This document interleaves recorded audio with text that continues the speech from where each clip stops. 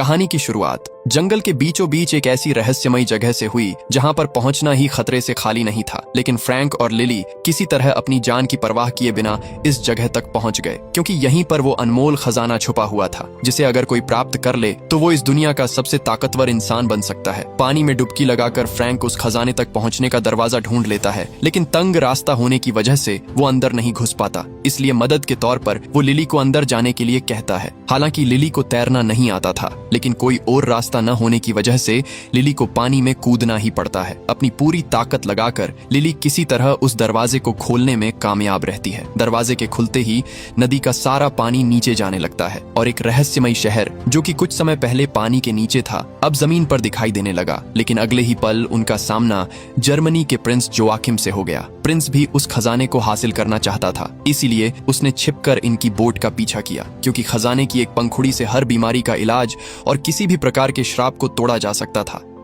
दरअसल आज से कई सौ साल पहले 1556 में डॉन अग्विरे नाम के एक शासक ने इस खजाने को ढूंढने की हर संभव कोशिश की, पर जब उसे पता चला कि खजाने तक पहुंचने का रास्ता एक नायाब पत्थर के अंदर छुपा है जो कि एक कबीले के सरदार के पास था, तब डॉन ने उसे मारकर पत्थर को छीनने की कोशिश की। लेकिन जंगल चुप नहीं बैठा और उसने डॉन के साथ साथ उसके साथियों को भी अपनी चपेट में ले लिया। कहा जाता है कि डॉन और उसके साथी आज तक उस जंगल में भटक रहे हैं। वहीं अब कहानी 400 साल आगे आती है, जहां हर कोई इस दास्तान को बस एक मनगढ़ंत कहानी मान रहा था। वही लिली को पूरा भरोसा था कि ये कोई मनगढ़ंत दास्तान नहीं बल्कि एक सच्ची घटना पर आधारित है। इसलिए लिली लंदन की सभा में घुसकर प्रिंस की नाक के नीचे से उस कीमती पत्थर को चुराकर भाग जाती है। प्रिंस बहुत गुस्सा होता है, लेकिन अब लिली उसकी पहुंच से बहुत दूर निकल चुकी थी। लिली बिना देर करे अगले दिन ही अमेज़न के जंगल में उस खजाने को ढूंढने के लिए निकल पड़ती है और यहीं पर लिली एक बोट की तलाश में फ्रैंक से मिलती है। फ्रैंक जब लिली के गले में उस रहस्यमयी पत्थर को देखता है तब फ्रैंक उसके साथ चलने के लिए राजी हो जाता है। यहाँ हमें पता चलता है कि फ्रैंक भी उस पत्थर के बारे में कुछ न कुछ तो जानता है। बिना एक पल गवाए ये लोग जल्दी से अपनी बोट में बैठते हैं और उस रहस्यमयी खजाने को ढूंढने के लिए निकल पड़ते हैं। लेकिन इनके निकलने से पहले ही यहाँ पर प्रिंस अपनी सबमरीन लेकर बिल्कुल इनकी बोट के सामने आ जाता है और लगातार बोट पर फायरिंग करनी शुरू कर देता है, जिससे बोट का इंजन कुछ समय के लिए बंद हो जाता है। फ्रैंक मैकग्रेगर को बोट संभालने के लिए कहकर खुद नीचे उतर जाता है और एक रस्सी की मदद से बोट को तेजी से घुमाकर दूसरी तरफ कर देता है, अपनी सीमा से दूर जाते देख। प्रिंस उन पर टारपीडो छोड़ देता है। फ्रैंक समझ जाता है कि बोट टारपीडो से तेज नहीं भाग सकती, इसलिए वो बोट को एक घर के ऊपर चढ़ा देता है, जिससे टारपीडो नीचे से होकर सामने जा टकराता है। फ्रैंक और उसके साथी सही सलामत यहाँ से निकल जाते हैं, जबकि प्रिंस की सबमरीन बुरी तरह किनारे से टकरा जाती है।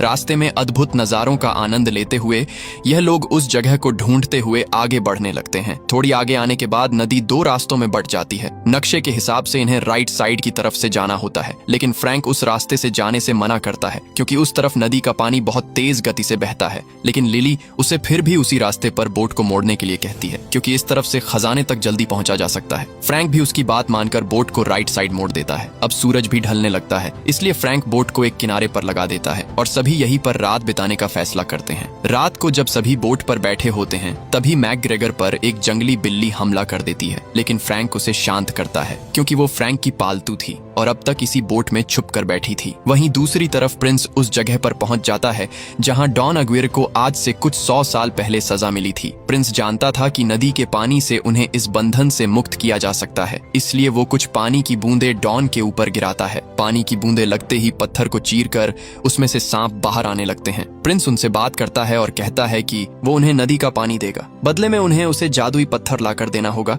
जो कि लिली के पास है। अब उस पत्थर की मदद से ही डॉन और उसके साथी इस श्राप से मुक्त हो सकते थे, इसलिए वो प्रिंस की बात मान लेता है और अगले ही पल प्रिंस नदी में एक बड़ा धमाका करके नदी का पानी उन तक पहुंचा देता है। पानी मिलते ही सभी एक एक करके पत्थर की मूर्ति से वापस इंसान बनने लगते हैं। वहीं अगले दिन फ्रैंक और मैकग्रेगर किनारे पर बैठे एक दूसरे से बातें कर रहे होते हैं। तभी लिली बोट के अंदर फ्रैंक के पर्सनल कमरे को तलाशने लगती है और उसे वहां कुछ चौंका देने वाली चीजें मिलती हैं। तभी यहाँ पर फ्रैंक आ जाता है। फ्रैंक लिली पर बहुत गुस्सा होता है क्योंकि लिली ने उसका कीमती सामान देख लिया था। दरअसल फ्रैंक भी पिछले कई सालों से उस खजाने को ढूंढने की कोशिश कर रहा था, लेकिन थक हार कर उसने उम्मीद छोड़ दी। लेकिन लिली उसे वो पत्थर दिखाती है जिसकी मदद से उस खजाने को ढूंढा जा सकता था। वही मैकग्रेगर जब बाहर खड़ा होता है तभी उसके पीछे से कोई बेहोशी वाला तीर मारता है, जिससे वो वहीं पर बेहोश हो जाता है। लिली और फ्रैंक उसे बचाने के लिए आते हैं, लेकिन आदिवासी उन्हें भी बेहोश कर देते हैं। आदिवासी उन्हें अपने साथ कबीले में ले जाते हैं। यहाँ आदिवासियों का सरदार लिली से वो जादुई पत्थर मांगता है, जिसके बदले में वो इन सब की जान बख्श देगा। फ्रैंक लिली को वो जादुई पत्थर सरदार को सौंपने के लिए कहता है, लेकिन लिली साफ साफ मना कर देती है और अगले ही पल लिली अपने हाथों की रस्सी काटकर आदिवासियों से लड़ने लगती है। और तभी सरदार लिली के सामने आता है और हंसते हुए अपना मास्क उतारकर फ्रैंक से कहता है कि बस अब ये नाटक और नहीं हो सकता। मतलब ये सभी कबीले वाले लोग फ्रैंक को पहले से ही जानते थे और इनको अगवा करने का प्लान भी फ्रैंक का ही था, क्योंकि वो लिली को डराकर उससे वो जादुई पत्थर हासिल करना चाहता था। लिली फ्रैंक की इस धोखाधड़ी पर बहुत गुस्सा हो जाती है और उसे एक जोरदार थप्पड़ मारती है। इसके बाद लिली कबीले की सरदार को वो पत्थर दिखाकर खजाने का रास्ता पूछती है। सरदार कुछ अजीब से मंत्र पढ़ती है और लिली को रास्ता पता चल जाता है जहाँ पर वो खजाना मिलेगा। सरदार एक जरूरी बात बताती है कि खजाना सिर्फ तब तक ही रहेगा जब तक चांद की रोशनी उस पर पड़ती रहेगी। अब खजाने का पता लगते ही लिली बिना एक पल गवाए निकलने की तैयारी करने लगती है, लेकिन वो फ्रैंक को अपने साथ नहीं लेकर जाना चाहती थी, क्योंकि उसे अब फ्रैंक पर भरोसा नहीं रहा। अब तक डॉन और उसके साथी भी यहाँ पर पहुंच जाते हैं। फ्रैंक जल्दी से लिली को अभी निकलने के लिए कहता है और तभी इनके रास्ते में डॉन आ जाता है। अब यहाँ पर सभी लिली के पीछे पड़ जाते हैं, क्योंकि उसके पास ही वो जादुई पत्थर था जिसे डॉन हासिल करना चाहता था। लेकिन फ्रैंक लिली को हर मुसीबत से बचाता हुआ बाहर निकलने की कोशिश करता है। तभी डॉन का एक साथी लिली को पकड़कर उससे वो पत्थर छीन लेता है और डॉन को पकड़ा देता है। डॉन पत्थर को लेकर यहाँ से निकलने ही लगता है कि तभी फ्रैंक उसके रास्ते में आ जाता है। फ्रैंक बार बार सांप के मुंह से पत्थर को छीनने की कोशिश करता है, लेकिन डॉन तलवार लेकर फ्रैंक के आर पार कर देता है। गिरने से पहले फ्रैंक पत्थर को छीन लेता है और नीचे गिरते हुए लिली को पकड़ा देता है। पेड़ों से टकराता हुआ फ्रैंक नीचे नदी में जा गिरता है। अब पत्थर लिली के पास था, इसलिए सरदार लिली को नदी से जितना दूर हो सके उतना दूर भागने के लिए कहती है। लेकिन डॉन और उसके साथी लिली का पीछा नहीं छोड़ते और जैसे ही डॉन लिली से वो पत्थर लेने वाला होता है तभी नदी उन्हें अपनी तरफ खींच लेती है। यहाँ हमें पता चलता है कि श्राप की वजह से डॉन या उसके साथी नदी से दूर नहीं जा सकते, क्योंकि नदी ही उनके लिए जीवित रहने का एकमात्र जरिया है। इसलिए डॉन प्रिंस को लिली की लोकेशन बताने के लिए कहता है, समझ गए ना, युवराज को खबर दो, क्योंकि जमीन पर प्रिंस ही अकेला ऐसा बंदा है जो लिली तक पहुंच सकता है। वहीं अब सुबह भी हो जाती है और लिली अपने साथियों को ढूंढती हुई आगे बढ़ रही होती है। तभी उसे रास्ते में फ्रैंक मिलता है, लेकिन हैरानी की बात ये थी कि तलवार दिल के आर पार होने के बावजूद भी फ्रैंक अभी तक जिंदा था। अब यहाँ पर फ्रैंक सबको अपनी असली सच्चाई बताता है। फ्रैंक बताता है कि वो और डॉन दोनों सौतेले भाई थे। एक दिन डॉन की बेटी की तबीयत अचानक से बहुत खराब हो गई। उसका इलाज सिर्फ चंद्र वृक्ष की पंखुड़ी यानी उसी खजाने से ही किया जा सकता था। इसलिए डॉन फ्रैंक और अपने साथियों के साथ उस पेड़ को खोजने के लिए निकल पड़ा, लेकिन लाख कोशिश के बावजूद भी उन्हें वो पेड़ नहीं मिला और सभी एक एक करके जंगल का शिकार होने लगे। लेकिन तभी उनकी जान उन्हीं कबीले वालों ने बचाई। उनके पास ही वो जादुई पत्थर था। अब डॉन बहुत खुश था, क्योंकि उसकी बेटी की जान बच सकती थी। उसने कबीले के सरदार से वो जादुई पत्थर मांगा जो कि उन्हें उस पेड़ तक पहुंचा सकता था, लेकिन सरदार ने उन्हें पत्थर देने से मना कर दिया। गुस्से में आकर डॉन ने कत्लेआम मचा दिया, लेकिन फ्रैंक ने डॉन का साथ देने की बजाय कबीले वालों की रक्षा की। इसलिए डॉन ने फ्रैंक को भी मारने की कोशिश की। कबीले के सरदार ने अपने आखिरी पलों में भी जादुई पत्थर की रक्षा की और डॉन के साथ साथ उसके सभी साथियों को श्राप दिया कि वो इस कायनात के अंत तक कभी भी नदी को छोड़कर नहीं जा सकते। अगर जाने की कोशिश की तो जंगल उन्हें अपनी चपेट में ले लेगा। इसी बीच डॉन फ्रैंक की गद्दारी की वजह से उससे बदला लेना चाहता था, इसलिए वो फ्रैंक को बार बार मार देता। इसी से तंग आकर फ्रैंक ने उन्हें एक गहरे गड्ढे में फंसा दिया। अब नदी का पानी न होने की वजह से वो पत्थर की मूर्तियां बन गए और कई 100 साल बाद प्रिंस ने उन्हें नदी का पानी देकर वापस से आजाद कर दिया। अब फ्रैंक की सच्चाई सबके सामने आ जाती है। इसके बाद लिली फ्रैंक के शरीर से उस तलवार को बाहर निकालती है। अब मैकग्रेगर के पैर में गहरी चोट लगे होने की वजह से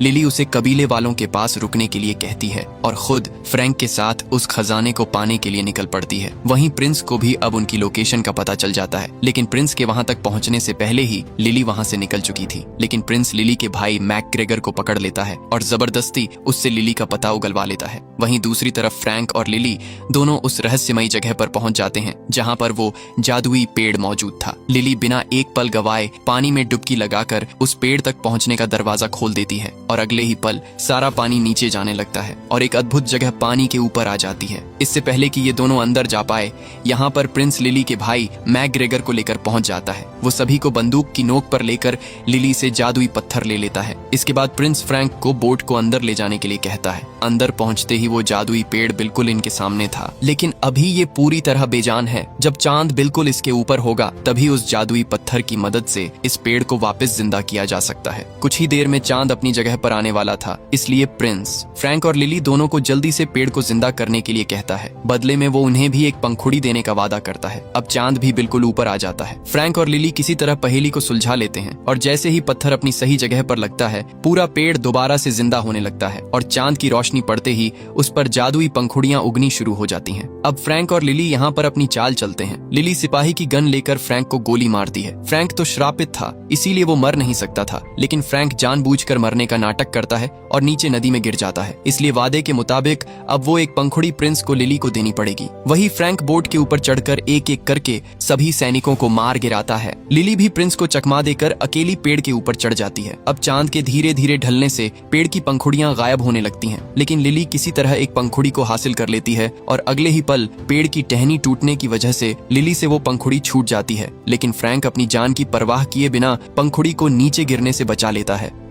अभी खतरा टलता नहीं कि यहाँ पर डॉन अपने साथियों के साथ पहुंच जाता है। सबसे पहले डॉन प्रिंस को मारता है क्योंकि उसने वादा तोड़कर अकेले ही पंखुड़ी को पाना चाहा। इसके बाद डॉन लिली को पकड़ने के लिए भागता है, लेकिन तभी फ्रैंक उसे पंखुड़ी दिखाता है। अब उन्हें इस श्राप से मुक्ति लेने का सिर्फ एक ही जरिया दिखाई दे रहा था, वो जादुई पंखुड़ी। इसलिए बिना वक्त गवाए डॉन बोट की तरफ भागता है और जब वो थैली को खोलकर देखता है तो उसके अंदर पंखुड़ी नहीं होती, क्योंकि फ्रैंक ने पहले ही पंखुड़ी मैकग्रेगर को पकड़ा दी थी और अब फ्रैंक सभी को साथ लेकर सामने वाली दीवार से टकराने वाला था। दीवार से टकराते ही एक भयानक विस्फोट होता है, जिससे नदी का सारा पानी वापस बाहर की तरफ जाने लगता है। अब नदी से दूर होने की वजह से जंगल इन्हें अपनी चपेट में लेने लगता है और सभी एक एक करके पत्थर की मूर्तियां बन जाते हैं। फ्रैंक भी श्रापित था, इसलिए वो भी मूर्ति बन जाता है। अब लिली फ्रैंक के पास आती है। हालांकि उसके पास वो जादुई पंखुड़ी थी, लेकिन उसे अभी पंखुड़ी का इस्तेमाल करना नहीं आता था। लिली एक आखिरी उम्मीद के साथ पंखुड़ी को फ्रैंक के मुंह के अंदर रख देती है, लेकिन पंखुड़ी हवा में कहीं गायब हो जाती है। अब इनकी आखिरी उम्मीद भी खत्म हो जाती है और ये मायूस होकर यहाँ से जाने लगते हैं। लेकिन तभी पीछे से कुछ टूटने की आवाज आती है। वापस जाकर देखने पर पता चलता है